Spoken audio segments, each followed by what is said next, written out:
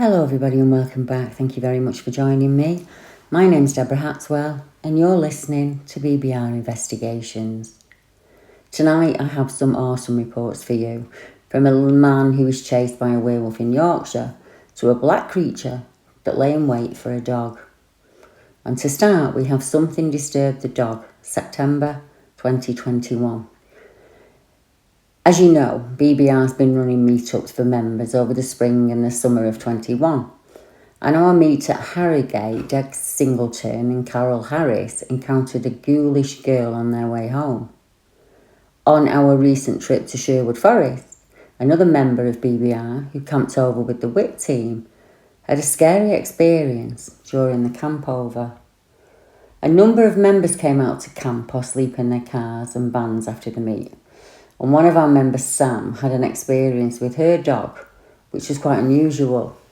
She said, "After a walk with the WIT team and fellow member Steve White, we returned to our cars. I think the road we were on runs exactly parallel down to the Sherwood Forest Visitor Centre. Everyone got in their cars to sleep, and I got up again about 3:30. My husband, Mark, was setting up the bunk in our car. Myself and our dog Joe were leaning against the car waiting for Mark to finish. Joe was constantly growling and he kept looking up and down the hedge which was across the road from us.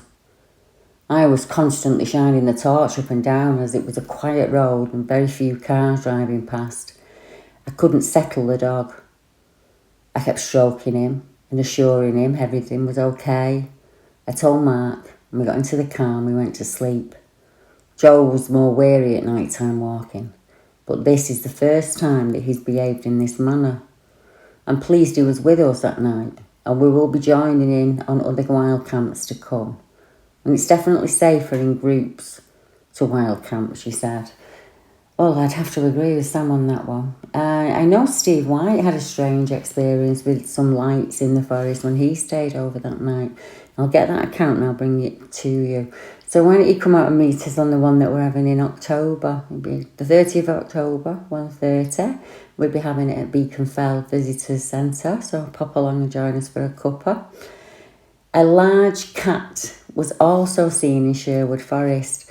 So I did a little digging after Sam explained that experience to me, and I found this report from 10 years ago.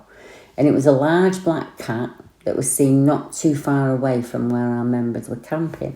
Now, I am not suggesting what Joe was picking up on was a cat.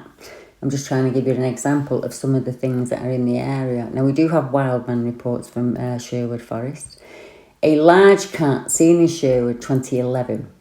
And that witness said, "I'd always had these things down as total tosh, but something slunk or jogged across the bridleway. And it was there on the bridleway, running along the edge of the forest field boundary. It just moved wrong for a dog. It wasn't a fox or a domestic cat. It was kind of a dark tan colour with black markings running along its back end to its tail. I didn't see its head. This all happened about 7:15 on a Saturday night.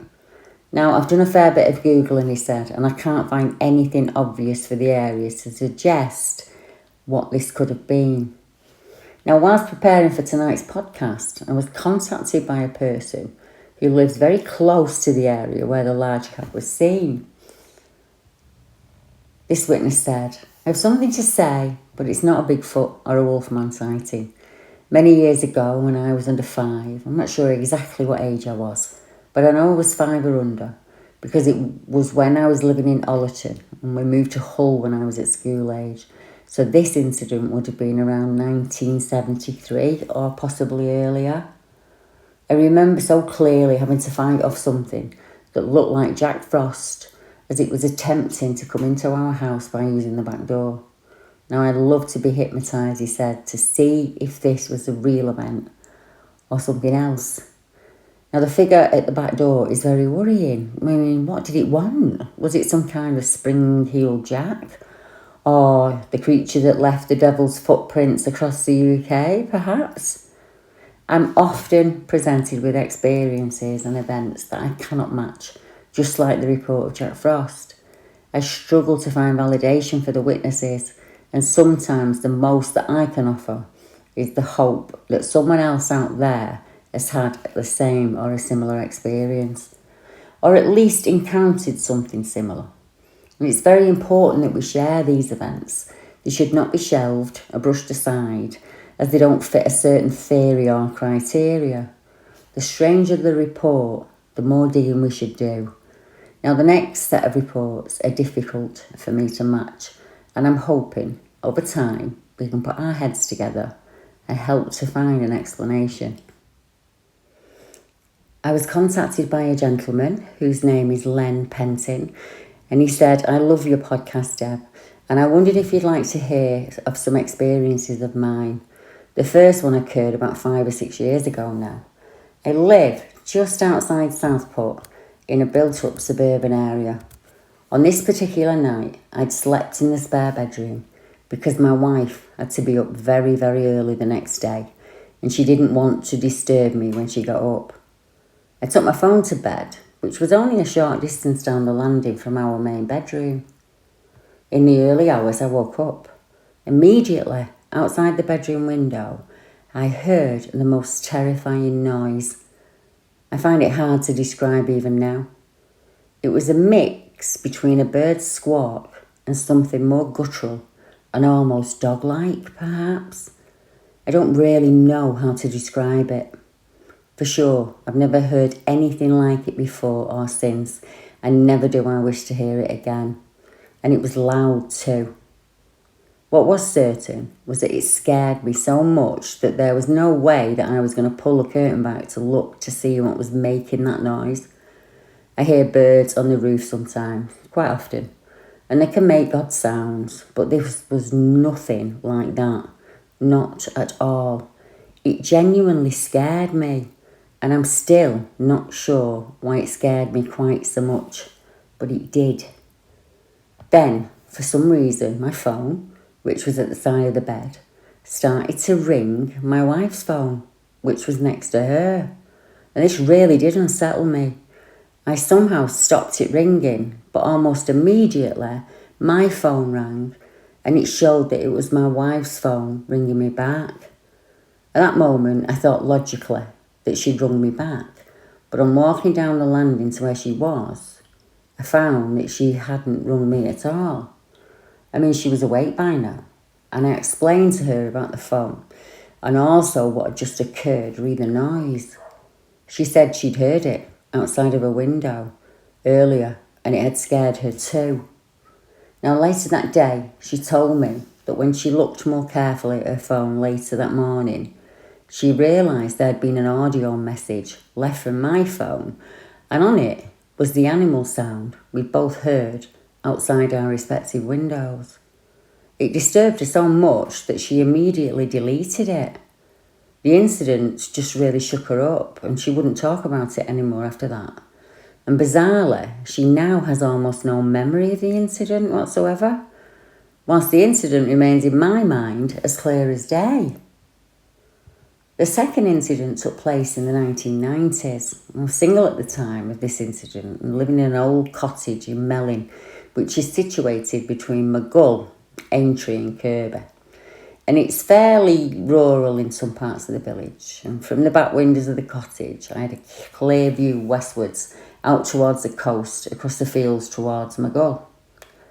About 4 or 5 occasions, I saw what I can only describe as a searchlight beam, and it would be panning the skies over in the west.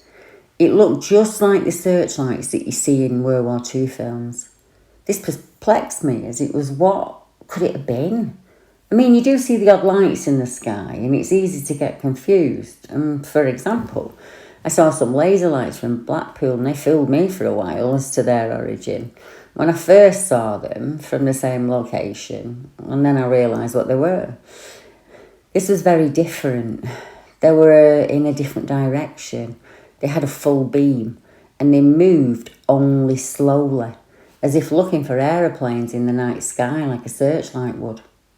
When I later looked at an ordinary servants map, I thought they might be coming from the general direction of an army cadet training course camp.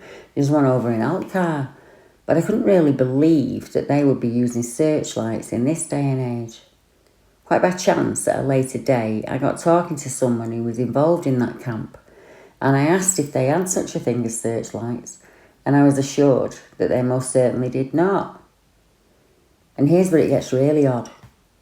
On one afternoon in the same location in which I'd seen the lights in the night sky, I saw what I can only describe as a black beam of light, and it was reaching up into the sky. I know that sounds ridiculous. How can light be black? But I saw it, and it was diffused in shape as it reached up skywards in exactly the same way as a searchlight would be in the night sky. It was there for ages, and I don't think I saw it disappear. I think I just stopped watching it and went indoors. The only way I can describe it is, if you imagine an old black and white negative strip from a camera, where the light would appear black, then it was like that. It didn't disturb me, it was just very odd. I never saw the daytime light again, and I don't think I saw the nighttime searchlights after that either, if I remember correctly. I wondered if the light Len was seeing was matter of some kind rather than light. I mean, I don't know of any other explanation for black light. Can light be black? I mean, I've heard that if it's polarised, it would appear black. But I don't know. I mean, maybe some of you guys have the answer for that. As you can imagine, I take and share hundreds of reports over the year. And you'd think I've heard of every creature, myth and legend known to man. And that isn't the case. And sometimes even I am stumped and I have to start from square one, hunting for anything I can find that might give me a hint or a clue on where to go next. This next report came to me in exactly those circumstances. Did they see a Baritone creature in Richmond Park? Hi Deb, hope you're well. Both myself and my husband have been getting into your podcast and we're really enjoying it. I particularly enjoyed your episode featuring the faceless man, as this resonated with some experiences that I have had during childhood and adulthood. I'd like to take the opportunity to share two experiences which I've never spoken about with anyone but my husband, but I felt drawn to tell you about them. About 10 years ago, I was walking my dog in Richmond Park in the Surrey, London border. My lovely staffy Lucia had taken me into a wild and remote section of the park, off the beaten track as she was chasing squirrels. The park is known for herds of roaming red deer, but what I came upon did not seem of this world, and I'm still trying to figure out what I saw to this day. Maybe you're able to shed some light on this. My dog was sniffing at what at first appeared to be a dead premature white fawn, and what was strange was that Lucia would often eat carrion, but this time she just seemed hesitant. This was also the rutting season, not the birthing season for deer, and although there can be albino deer, they're very rare. I kept thinking of any logical reason for this and just wasn't able to come up with any. Upon a closer look, it looked like the creature had wings. It had lost a significant amount of its flesh on the wings and body, possibly eaten by a fox, and that revealed a complex wing structure. The wing structure kind of resembled that of a bird. Upon sharing this experience with my husband, we researched it and came across a mythical creature called a Baritone, and I wonder if you or any of your listeners have had similar sightings. So if you have, please get in touch. Or if you know possibly what this creature could be, if there's an explanation for it, drop a comment down below. I'll get in touch with you by email. Now, I had to admit defeat, as I've never taken a report of a Baritone creature. I've taken a winged humanoid reports and bat-like creatures and half humans, half deer, half men, half horse, but never a deer-like creature with wings. That doesn't mean they're not out there. It just means I've never taken a report of one. Now, there is a report from the north-west coast of England. It's another that I have no understanding of, and it happened not too far from me in May of 2005. Now, this beast was as tall as a Labrador dog with big loping ears. It was said to have a large mouth. Its coat was said to be light in colour, and it moved with a lolloping gait.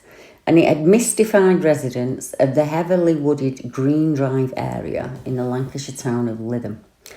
Over 20 witnesses have reported seeing the animal, which some describe as the Hound of the Baskervilles. It was also described as an overgrown hare, a werewolf. One chap even likened it to Bigfoot. Sandra Sturrock stated, "When I was out walking on the dunes opposite the King Edward and Queen Mary School, I caught sight of something large, collie size I thought, light in colour, with sticking up ears. It was sitting high up on one of the dunes, watching me and my dog. I stood still for several minutes, desperately trying to adjust my eyes to see it more clearly. But unfortunately, there was no moon out that night." Now let's leave Lancashire and pop over the hill to Yorkshire. In our next few reports, we will be in the Yorkshire area, which I'm sure you will know by now is known for its dogmen and werewolf reports. And I've had a recent report come in that happened in the 1990s. I was recently in contact with a gentleman who had his own experience on the Isle of Skye with a creature that he just couldn't name.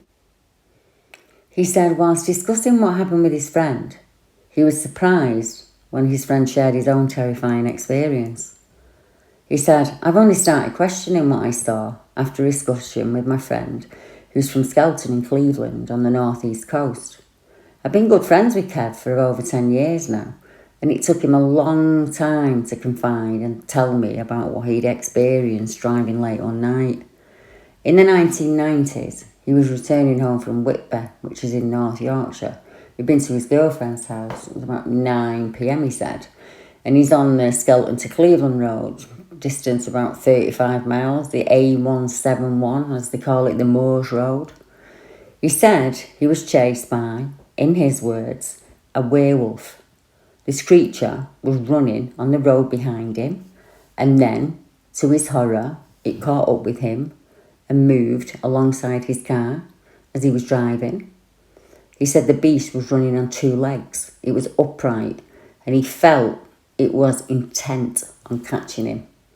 Now, he only managed to get away by accelerating to 70 miles an hour, and this experience has really left an unmistakable scar on his life, and he was very upset whilst telling me about this encounter. He spoke to other friends afterwards, and he was ridiculed, and that in turn deeply upset him too, to the point now where he doesn't tell anyone about the night anymore. I've asked him to talk to people like yourself, Deb, about the encounter, but all to no avail. I think he's trying to erase or forget about the incident completely. It's quite normal for some people. It's a natural defence mechanism to just try and put the incident behind you. Because, can you imagine, it's only 9:30 at night, you're in the car, you've got to drive somewhere, it's dusky, it's dark. Maybe worried about a deer running out across the road, or, a rabbit or a hare or something like that. And something comes running up behind you on two legs that looks like a werewolf, and the next thing you know, it's keeping up with the car. How would you, what would you do? What would your next move be? Now, I'm not so sure if this is the strange creature, the same creature. Not really sure. A strange black creature moving at speed. Did it try and get my dog? This happened in 2019. And the witness said, "I've just discovered you and your fantastic podcast, and I want to tell you of a strange thing that happened in Bishop's Wood in Selby, North Yorkshire. I've walked in this woodland for 9 years with my black Labrador. It's a fairly large wood, lots of pathways leading all over. I've gotten lost in there several times before, but we've always found our way out eventually, and I've always felt fine there. On this particular day in 2019, my dog and I were walking one of our regular routes. All was quiet. My dog was walking about 10 metres ahead of me, sniffing at everything as she went along. I was just slowly walking, just focusing on her. There was no one around. And as we approached a turning to the left, something that was black in colour literally took off at great speed into the trees. And it was far too fast to make out what it was. even though I had a pretty clear view into the woods and the undergrowth. It had vanished. It was large, a lot bigger than my Labrador. I thought maybe it was a large deer, but I honestly have never seen a black deer. I don't even know if black deer exist. This thing was jet black and moved like nothing I've ever seen before. It was like lightning. This thing must have been hiding and watching my dog go past. My dog never saw it. My dog didn't hear it. And then, when I got there, it clearly did not want to be seen. Was this thing preparing to pounce and attack my dog, not knowing I was walking up just meters away? If this was a black deer, which I really doubt it was, it would have run off as soon as it saw my dog. If it was a really big black dog, why didn't it just run up and greet my dog or me? That's the usual behaviour for dogs. There was no other people around, no one with a dog. No, in my opinion, this thing was hiding, and then it took off when it saw a human. This experience has stayed with me.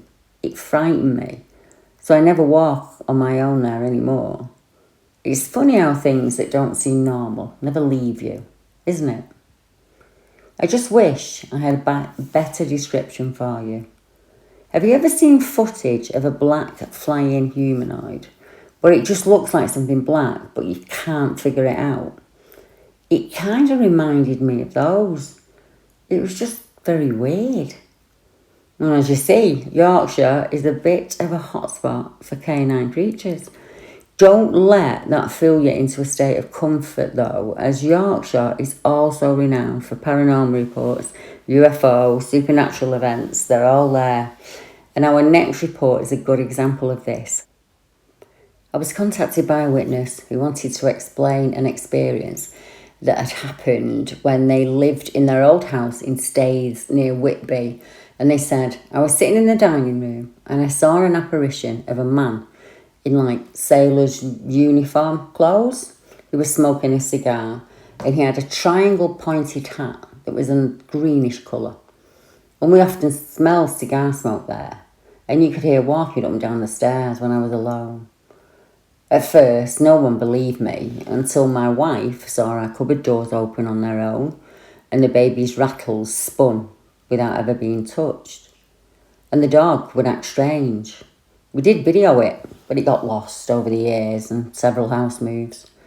A few years later, when the house was sold, we came to find out that the house was built by a sea captain, and I feel that this explained my sighting of the sailor in the hat.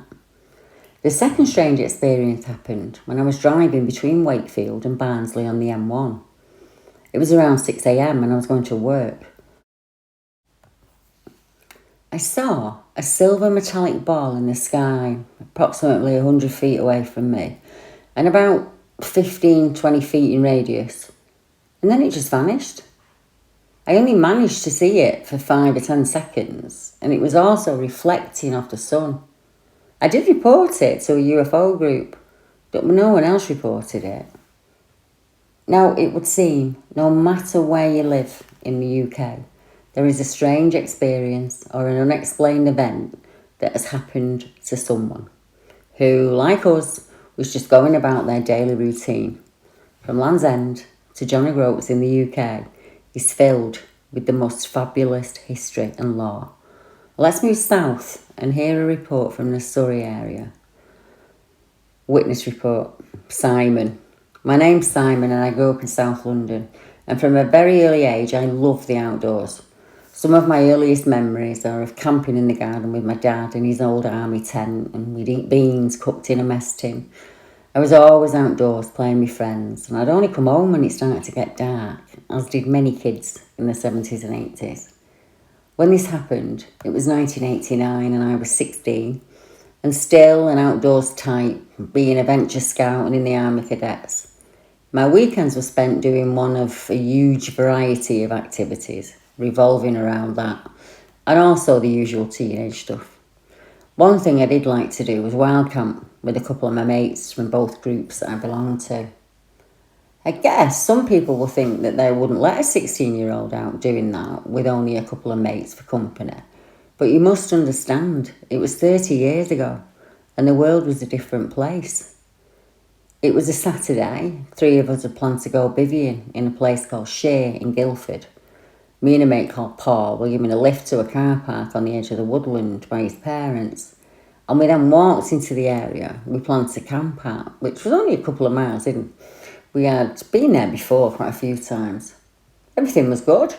We wandered about, climbing a few trees, and generally liked some out as only lads do. And as the evening came on, we set up our bivvy, which was a simple lean-to affair, just a camo sheet over us and some sides made from branches. We chose a spot that looked out over an area that had dense trees behind and to the sides. We watched the rabbits in the open area as it got dark, drank tea and scoffed all the food we brought with us. Went to bed. During the night, something changed. We heard all the usual woodland sounds, including a screaming vixen. She was making an ungodly sound. They seem to enjoy that. And then it went silent. Silent, as if it was palpable. After this came an experience that has troubled me for 30 years. Footsteps. I don't mean delicate animal pitter-patter. I mean heavy, slow, deliberate steps in the woods. Behind us, approaching our camp. Next came the smell. Rotten, smelly, stagnant water. So the 2 of us were lying there looking at each other with a look of, what the is that? Over the next couple of hours, this thing circled us in the pitch blackness. At one point, we bravely, I thought, went to investigate with our torches in hand and found absolutely nothing. As soon as we moved, it all stopped. And then it started again when we were back in the shelter. After that little venture, out came the grunting and growling. And this I can only describe as the most bowel-loosening sound I have ever heard. There is no one that will ever persuade me that this was made by either a human or an animal. It's not an animal I've heard before or since. And I've heard many, and I know what a deer bark sounds like. This was the deep bellow of this noise. It must have been made by something big, and I mean big. The hours from then until an hour or so before daylight were the longest of my entire life. I had the urge to run, and yet not being able to do so because I was terrified. He was terrified. This thing stayed 20 to 30 feet away at all times, and neither of us saw it once. It just circled, breathed, walked, grunted, and stunk. The next morning, we packed up camp and went to wait for my mum and stepdad to pick us up from the car park, and we went home. Neither of us mentioned it to them. We didn't really talk about it between ourselves. In fact, we drifted apart. And within a couple of months, we stopped talking. We've never spoken since. This was the friend I'd had all through school. We sat together in class for years. I don't think either of us could face the other one, as we both knew the truth. I now live in a different part of the country, and I still camp out when I can, but I've never stopped thinking about that night in 1989. Oh, can you imagine that? Being in your tent and having to put up with that for hours and hours. I know there's a witness in Delamere Forest had to do the same thing. It must have been absolutely terrifying. I just wish I could give people comfort by saying, move here. Nothing strange happened in this location. But it's impossible. Wherever you go, you will hear folk or modern day renderings or strange law of strange activity. And it's the same the world over. It's all there if you just look beneath the surface. Another witness contacted me and said, "Good morning, Deborah. As promised, here's an outline of the sighting my husband and I had a few years ago. We were travelling out to Suffolk to visit my parents, and it was early morning. It's about 1 a.m. If my memory serves me correctly, we were approaching the outskirts of Cambridge, and directly in front of us, up above the night clouds, we both observed a huge rectangular object It was red and orange in colour. It must have been around 3,000 to 4,000 feet up. It looked to be the size of at least a football field, half a football field. We slowed down, luckily, and there was no traffic to observe this thing. The clouds were moving slowly, so it was difficult to see if the object was moving. And back in those days, we didn't have a mobile phone or dash cams. It was really difficult to explain what it looked like. And as we moved on again, I could see it from the passenger window, and it was moving towards the east, until cloud cover made it impossible for me to see. At that time, I was employed as a senior nurse, and my husband's ex-army. So we're both used to observing things correctly. We followed the news in the passing days, hoping to see some mention of the object, but nothing appeared.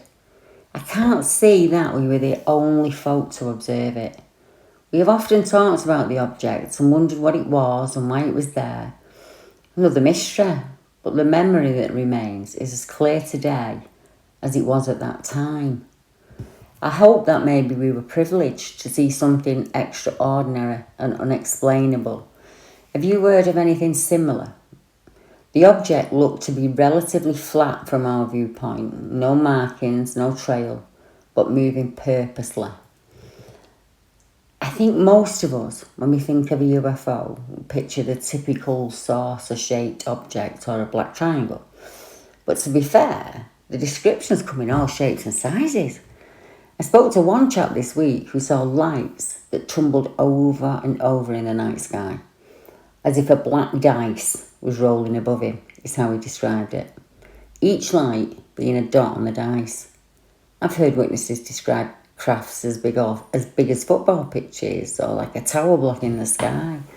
They come in cigar shapes and squares and egg shapes and all manner of strange UFO. Is that the right word to use? I'm not sure. One gentleman who had his own experiences with witnesses to the UFO and UAPs is a chap called Neil Cotty, and Neil has investigated and he's requested a number of Freedom of Information reports from the government, many times. And he knows just how hard it can be to pry any information out of the tight grasp of the powers that be. And it was Neil who got the Freedom of Information Act figures for Kite Chase, and 12 werewolves had been reported to the police. Now, Neil said, "It was whilst I was researching a UFO incident report with a witness late one night in a field in Marehay, Ripley, and we both got growled at by something huge. It was hidden in a corn crop, and it was just a few feet from us, and this growl was more baritone than a lion's roar. We both looked at each other and then ran back towards safety." This sparked my interest in cryptids right there and then. Whatever this thing was, dogman is my best guess, he said. It certainly wasn't anything that is a typical natural native species to the UK. Well, it might be native, he said, to the UK, but what he means is that it's not scientifically identified and that it's not an accepted animal that we know of. It wasn't a badger, a fox, a bull, dog, muntjac deer, anything else like that, he said. The growl was simply too loud and deep. It felt bigger than a lion. The growl reverberated in our chest and it shook our bones loose. My legs went weak and we inexplicably ran away. We laughed at the same time, even though we were terrified. It makes me think that some sort of infrasound hit us. It just wasn't normal. I have spoken to many people who've been zapped or hit with a burst of infrasound. They speak about going weak at the knees, of having raging headaches and sickness and dizziness, and in some cases people say they completely blacked out. I worked on one case in Scotland last year where the chap heard something moving behind his van. He's a van dweller who parks up wherever he wants to for the night, as he lives in his van on a permanent basis. He described hearing footsteps approaching the van. He then heard sniffing, almost dog-like, and he got up to look out of the window. Before he could move the window blind, he was hit with a wave that he described as like a typhoon of energy. He dropped to his knees and he was sick. Thankfully, after a few minutes, that feeling dissolved and he gathered himself and drove out of the dark lanes and into a supermarket some 20 miles away. Many years ago, I used to Skype to chat with fellow researchers across the world about Bigfoot. And I found a cool bunch who were made up of Americans and Canadians and some Australians, most of which had had a Bigfoot or a Yowie sighting. And they were just teamed up looking for answers really online ever since, like myself. One chap was called Hank Spearman, and he was lovely. He was a Native American man from Ohio. And I remember that he had a pack of wolves and he tamed them and they lived on his property. And Hank would research Bigfoot close to home as he was acres from any neighbour. One day Hank discovered a cave opening he'd never really noticed before. Without thinking, he set off and walked right towards it. And he told me himself he had no recollection of moving away. But he came to in a ditch. He couldn't move his arms or his legs. He felt sick as a dog. And it felt the same, even when he got home. We'd chat with him most nights and we watched as he got sicker and sicker. And within a year, he had passed with a blood disorder the doctors could not name nor cure. And men had no real understanding of what to do to help him. And if you guys are out there, Henry, Frog, Tina and Rocket, I think of you guys often and I hope you're all well. All of the reports that you've heard are puzzling and confusing and sometimes downright terrifying. In our next report, you will hear just what it's like to dream a consistent and very lucid experience.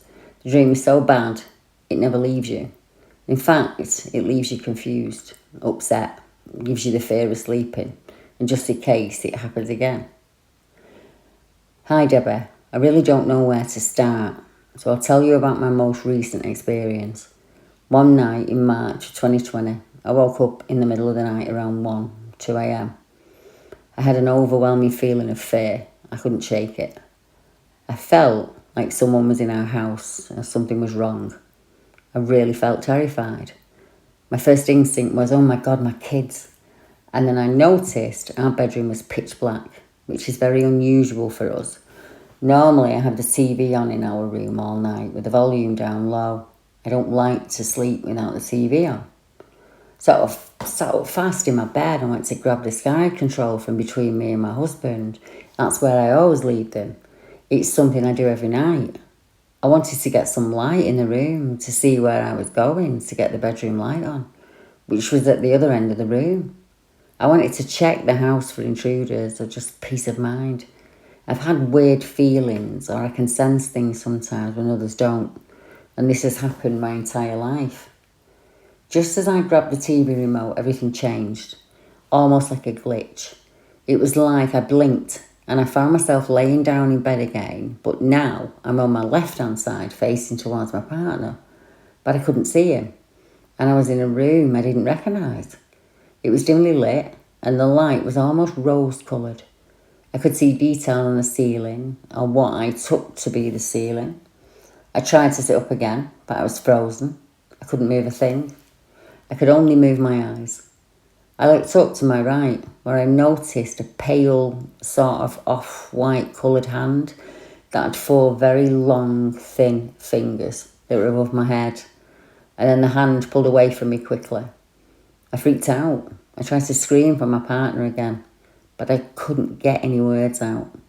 More and more panic set in as I continuously attempted to scream for help. And then I looked towards my feet and I saw a small, thin, humanoid figure with black eyes looking at me. I couldn't see any clothing on it, her, him. The humanoid felt as if it was female, but that's just the feeling I got from it. And this scared me even more. On seeing this being, humanoid thing at my feet, I tried to scream more and louder, but I couldn't get a word out or move a muscle. Like before, I could only move my eyes. Then, all I remember was opening my eyes again and seeing my partner back beside me in bed and in the bedroom. I looked at the time and it was 6:15 a.m. I told my partner what had happened and I also told my father. And they both felt maybe I was dreaming or maybe I was suffering with sleep paralysis. I've experienced sleep paralysis a couple of times as a child. It's not the same. This experience was different. The whole event felt real and very different.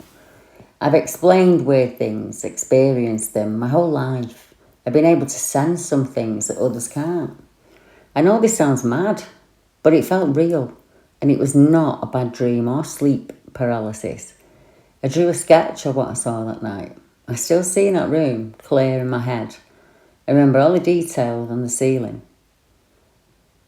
I know many of you will resonate with our witness. Even if the events are not completely the same, many of us have the dream. The terror takes different directions depending on what you fear the most. Those dreams feel dank and foreboding, and they stay with you for years and years. It's impossible to shake the essence of them, no matter how hard we try. There are the odd remnants still hiding in ourselves, just waiting to be remembered and revisited. Many, many years ago, before anyone had ever heard of the Hat Man or Suit Man or whatever name they give to him now, I would have been about 5 or 6 because of the building I was in, I remember, and I had this really awful lucid dream. And there was a long street called Cross Lane, and in the dream, I could see him coming along, and he was dragging one of his legs, and he had like a zoot suit on, like a D-mob suit as they'd call it, where I live. Very wide shoulders on it and a bit of a trilby out, all in black, right? And he had blood dripping down his leg. I remember that the same as anything. And this abject fear that he would get to the front door before I could get there and close it. Now, it would have been locked, you know. My granddad had a scrapyard, so he wouldn't have been leaving his door open in the middle of the night. But as a child, I remember being so frightened that the next thing I was in the hallway, the lobby as we call it, and I was shutting the doors as quick as I could with my mind. But I knew that he was going to get to that door before me. And I can still remember how frightening that experience was and how frustrated I was the next day when the adults wouldn't believe me, and I kept saying, but it wasn't a dream, it was real. And it was really strange because it was only about 3 or 4 nights later. In the older days, I had this bad habit of keeping your keys on a string on your door underneath your letterbox. And we were all asleep at night, and someone put the hand through the letterbox to try to get into the house. Now, I don't know if those events are linked in any way. I can't really tell you. But I do remember being ashamed of being frightened. So it was something I wanted to discuss. And, you know, as I said, it's impossible to shake those dreams. We can't really do anything about them. But what we can do is give ourselves a break and take off some pressure. I have to remind myself daily that I am not responsible for the things that happen. I never wished to be woken up every night, fighting and screaming with things around my bed. I feel guilty for allowing the experience to get to me. I rebuke myself for not being braver, you know, it's just ridiculous. It's okay to be scared by an event that scared you. It's okay to be upset by something trying to kill you with fright. You have the right to feel what you feel when in a possible situation happens to you. And you also have the right to take whatever time you need to come to terms with it. That said, we should also have the right to speak freely with our peers about these horrifying events, no matter what they are, regardless of the name man puts on them. Terror is terror, and it comes in many forms. If I have my way, we won't be silenced anymore. Until next time. Good night, everyone.